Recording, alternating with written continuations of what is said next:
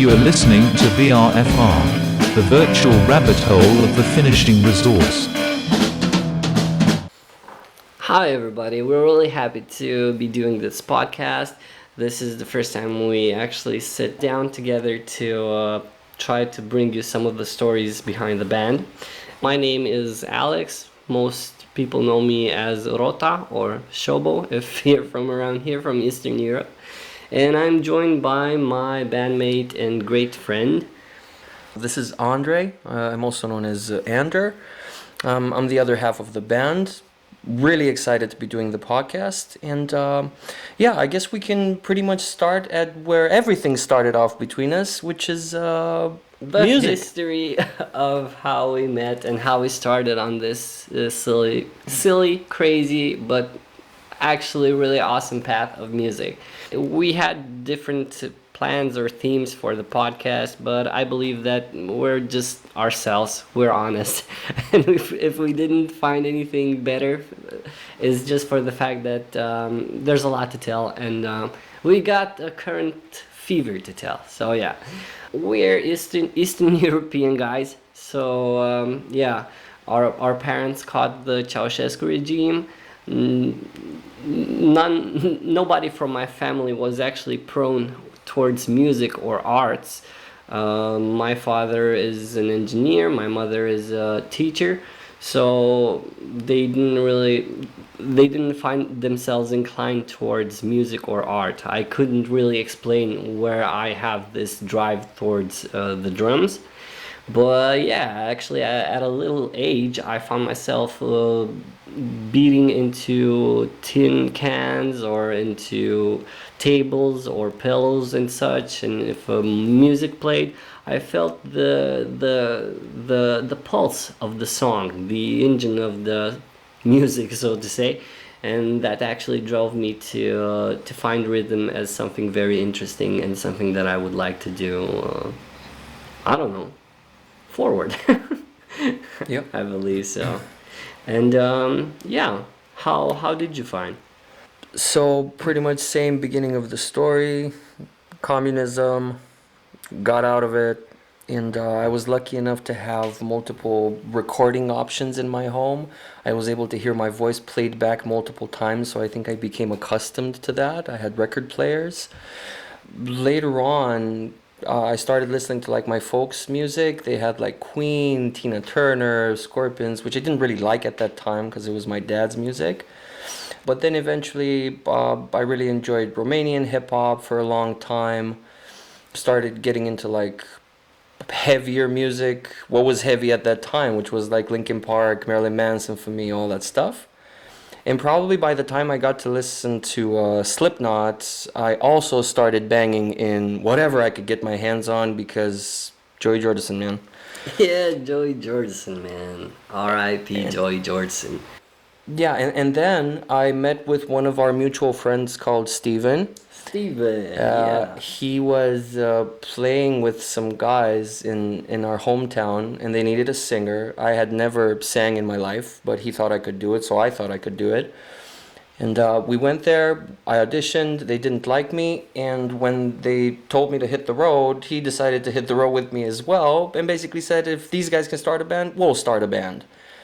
And soon after that, I remember you walking into his living room, setting up your kick pedal on a couch, and I was hitting the couch. getting ready to beat that couch into submission with your sticks because we had nothing. Yes, that's so true. We came from goddamn nothing, from absolute zero. Everything that we did and everything we have is through a lot of blood, sweat, and tears. And we actually wouldn't have it any other way, but nothing's given. Nothing was a given for us.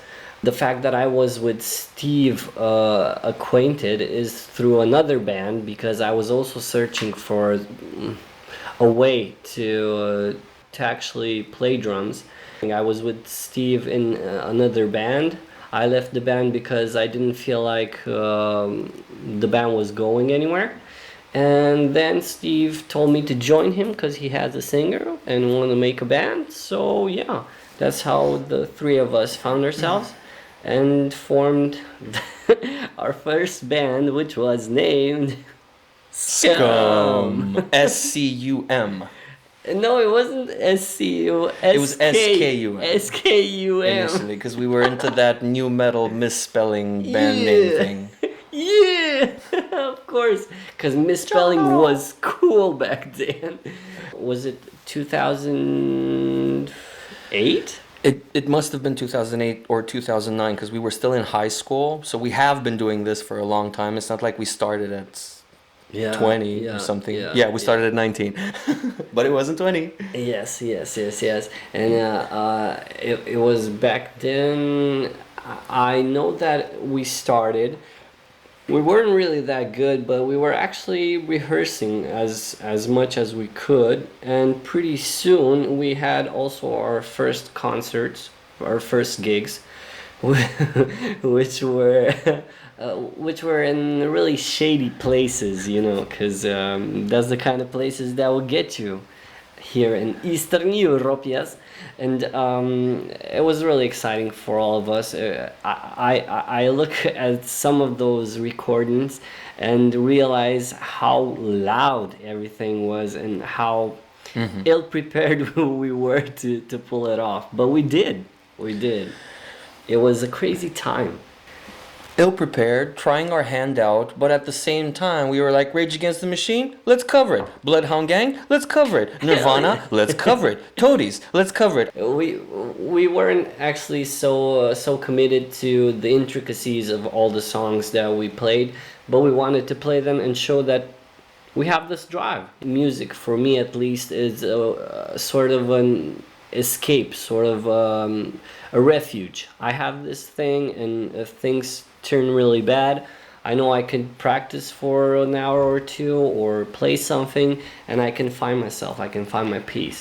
And that's really important, and people really need that in these crazy times that we we find ourselves in.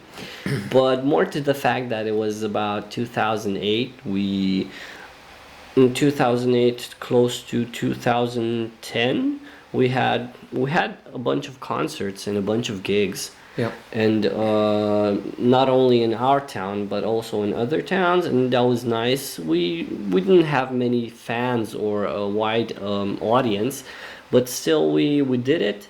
And after that, I believe that college actually made us turn a bit separate from each other and try to see how we deal with life forward. And also, it was a 5-piece cover band. It's very difficult to keep all those pieces in motion, as opposed to the dynamic duo we are now, which is a well-oiled machine. Eventually, college did take us to separate cities. I ended up in Yash, same place as Alex, so I was lucky enough to hang out, pick up stuff about percussion, about drumming. That's why I'm pretty confident in doing that as well. But I'll call it percussion what I do. I'm not going to call it drumming. And after a lot of practicing that way, I went to the United States with the work and travel program. Yeah. We also looked at it and took it as an opportunity to see the world and make some cash, because you know when you're poor you actually need a lot of money to pay your debts. So I got into this program, and Andre also got into the program. For me it was very interesting, but as I was aiming towards making as much money as I could, I landed in a more remote part from Wisconsin, and mostly 3 months I did a lot of tractor driving and harvester driving, and basically picking peas and corns throughout the day, actually a bit more than 12 hours a day, and it paid off, but I didn't really get to see a lot of America and of the habits and people and whatnot. And it was certainly an interesting time, but I'm pretty confident I'll see America again. So I went to the program. I ended up in Hampton Beach in New Hampshire at a hotel. Nice. Back in Romania, they were asking me if I wanted to leave 2 weeks earlier to make extra money, which I agreed to. And then I ended up there, and they asked me, "Why are you here 2 weeks earlier?" And I was like, "Well, they sent me because they said I'm gonna make extra money." And they were like, "Nah, man, you're gonna have to hoof it for like 2 weeks." And I only had like Damn. maybe $180 on me, so I had to find rent. Blah blah blah. I did work. I did other stuff. It was great, but I was freshly off of the whole Nirvana trip. Because we went through metal, through hip hop, all that stuff, but maybe in like 10th grade, so what was that, like 17, 18 years old, we found out about Nirvana and it was over from that point. And I was hell bent on getting a Kurt Cobain tattoo on my left forearm because I just thought it was cool, and that was it. That was my reasoning at the time. So I made the appointment. I was going to drive with one of the managers at the hotel I worked at, with one of the girls to so she could get a laptop, a camera, and all that stuff. And I was gonna be getting the tattoo on the way back. We went, so she bought all her devices, and then we stopped by a place that had a music store. I just saw a Squire Jaguar just sitting there, almost like, winking at me. Damn. And I just thought, wouldn't it be better if I just buy the guitar and try to learn to play and enjoy it, than getting a tattoo? Didn't know how to play, didn't know anything, but I enjoyed it tremendously because I also had some hardship in my life. I had some form of an autoimmune disease. Shout out to all my autoimmune deficient people. And that really helped a lot because I would just get into my little bubble and play and play and play. More of a percussive style than a classically trained style. We played in the same band. We started basically at the same time, and I didn't know that my friend over here had so much passion for guitar, and that he found his voice. And he got back from US. We were more or less at the same time in Yash at college, and we got together to jam a bit, and things were pretty nice. We're starting to catch song structure and musically to sound like something, but again, we were poverty stricken East Europeans, and as I finished college, I had to get going to Germany to because I found a spot there to work. And again, we had to go separate ways until we could make some money and make things happen. But you stayed. I ended up working in like some kind of a corporate job, but when it got to me, I was also really sick, like I mentioned, and just life wasn't really treating me that well at that time. And because I had reached out to Alex, told him I'm unemployed, I'm just bumming around, and he basically told me, if you're bumming around, why don't you come to Germany so we can bum around together? And I was like, for real and for true? And are we gonna record those demos? We can totally record those demos. And so I left. Yeah, he did. That was the craziest time. I was also in a really bad spot, but I had my own place, and I believe that if he had something to show me that is good, we should totally try to make it happen, because the thing with music is that you have to keep at it. No matter how hard it gets, no matter the stress and life getting in the way, you have to make time and you have to keep at it, because otherwise you lose it. For me, it's kind of therapy to be playing. If I can't play, I get really nervous, I get stressed, anxious, and it's really bad for my health. I need it for my mental health and my spirit to keep healthy. I wouldn't have been able to understand that before, but I do get to points where I haven't played in a few months because we either recently had a concert or I just got burned out on the songs. But yeah, you get filled up by this anxiousness or some kind of a feeling like there's nothing going on, like nothing's happening. I'm not playing, I'm not progressing. Yeah, I have my job and stuff, but that's mandatory. I want to do something out of passion that works for me. Yeah.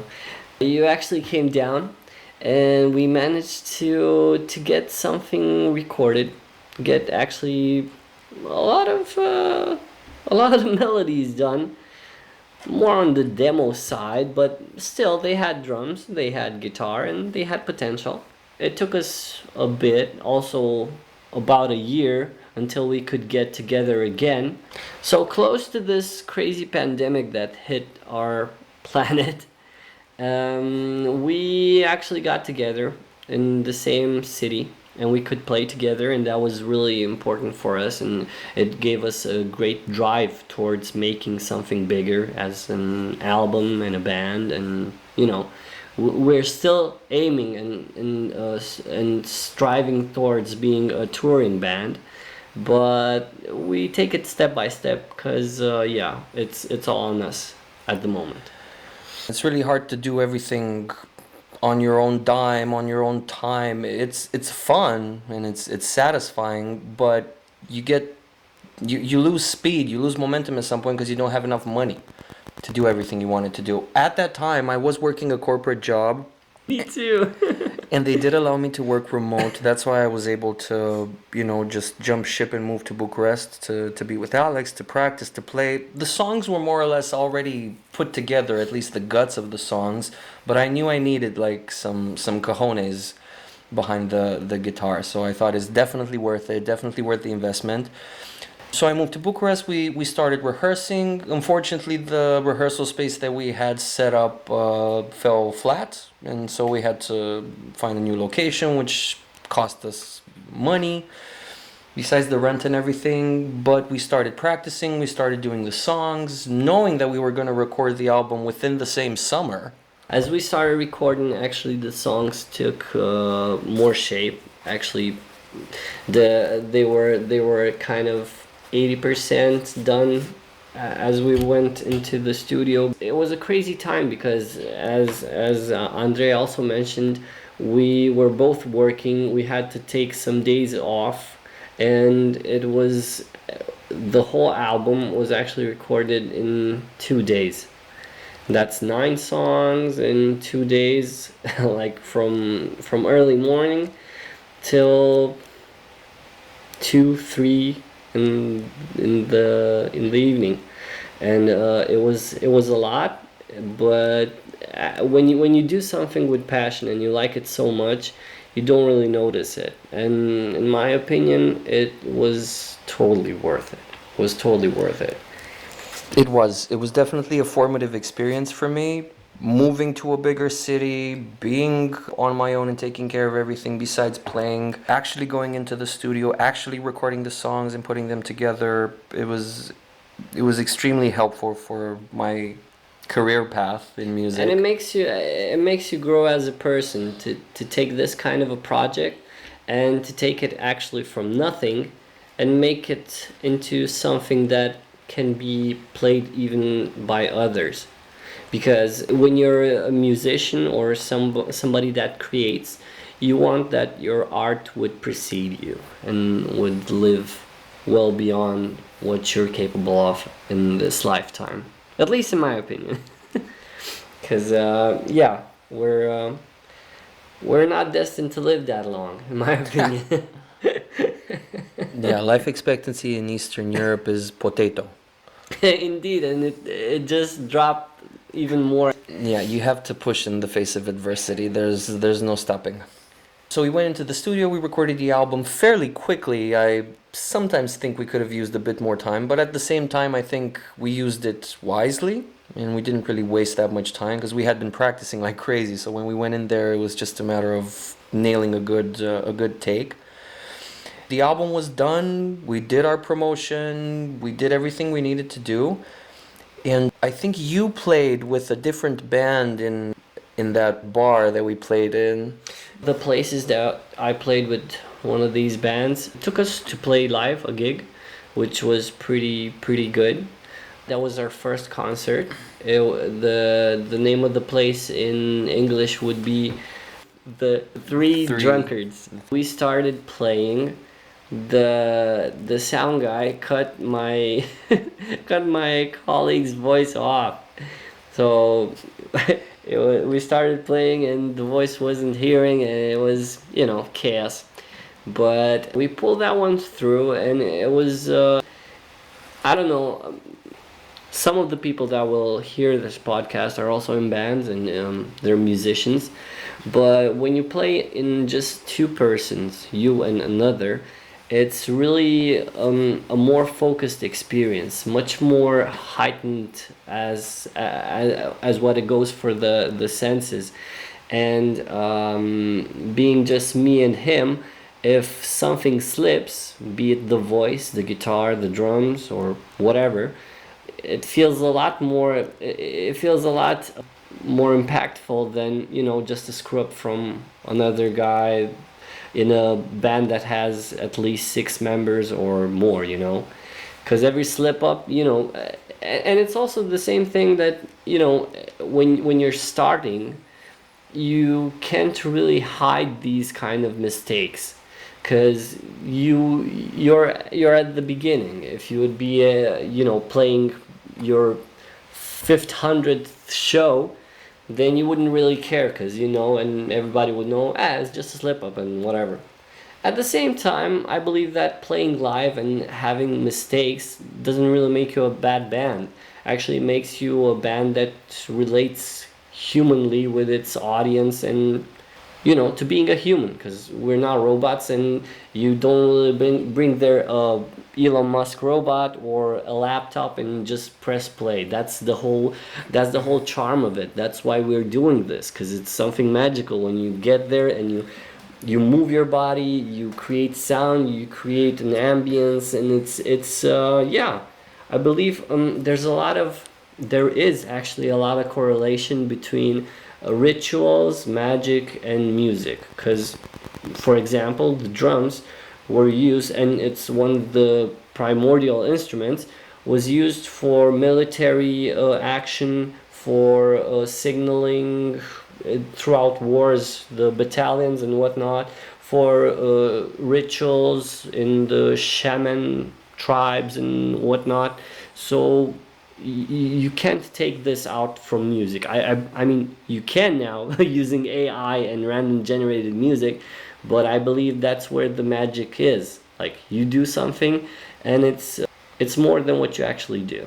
And I wasn't too big on playing live initially because I had only been playing in my bedroom. Alex had way more experience than me playing live, and because the band was pretty much founded during the pandemic, we were ready to keep it as just a remote online thing. But he really convinced me that gigging is where it's at. And so we had that first concert at Bucharest, which ticked the box. It was I'm satisfied with the experience. We had our second concert shortly after in Cluj. That was a much better experience. I think we were much tighter. I believe that's when I bought some effects pedals to up the game a bit. But that gig was a crazy gig, because I didn't really have drums there. There was some beat up equipment with no stands for cymbals, and Andre was like, "I'm gonna make this happen, man." And he just left and flew in with a lot of drum parts and stands, and he saved the fucking day. I to this day, I don't know how he managed to pull that off 1 hour before the gig started, man. I'm going to tell you right now. Let's get into it, guys.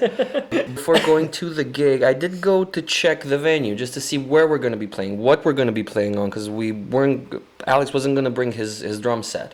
I couldn't bring the drum set as I had no transportation for it. It's crazy, because the gig is in one part of the country, and I was living in another part of the country, and the distance was too much just to carry all your drum kit.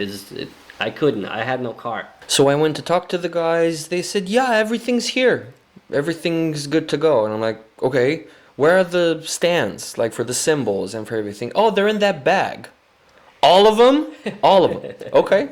So we show up the night of the gig to set everything up, and I think 3 essential stands were missing for like the ride, one of the cymbals.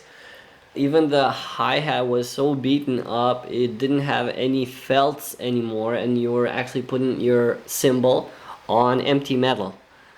And everything was just strapped with wire. It was do-it-yourself. Because I was slightly inebriated at that time, I was just looking at Alex like, yeah, we can pull this off. But you looked at me and you were like, dude, just take off your second and third string. Can you pull that off? And I was like, shit. He's and I right. meant, yeah, we could pull it off, but it's gonna sound terrible, terrible, terrible. Which I picked up on immediately. And the feeling of disappointment started to fill the room for both of us, and only the two of us were in the room.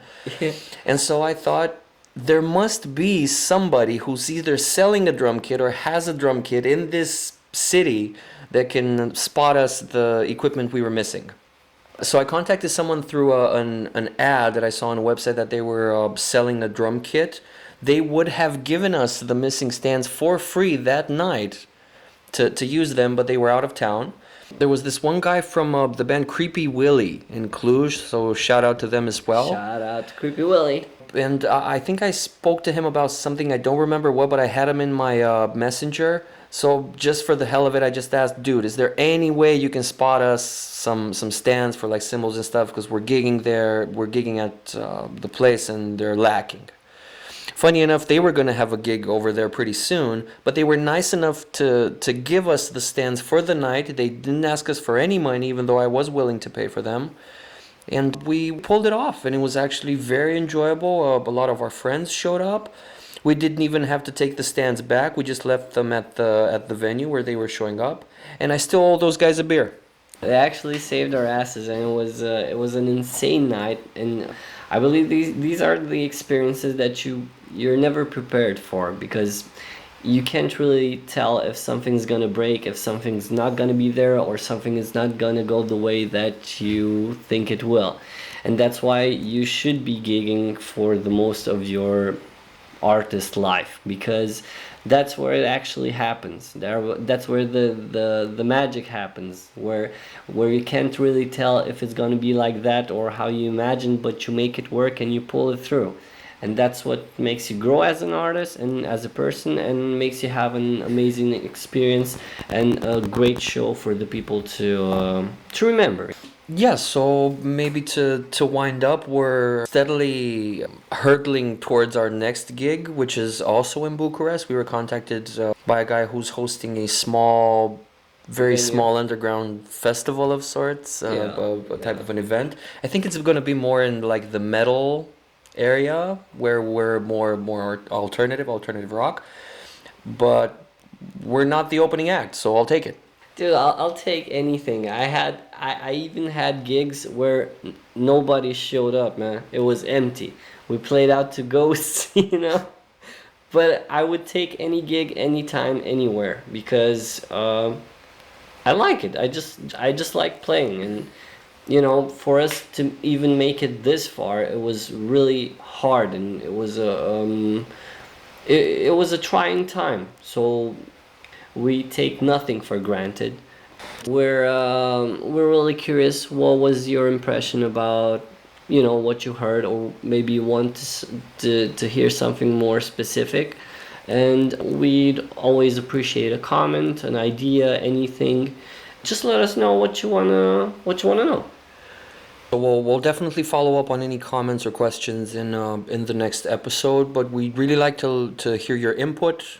Please like, share, and subscribe, and we'll catch you on the flippity flip. Catch you on the flippity flip. Bye.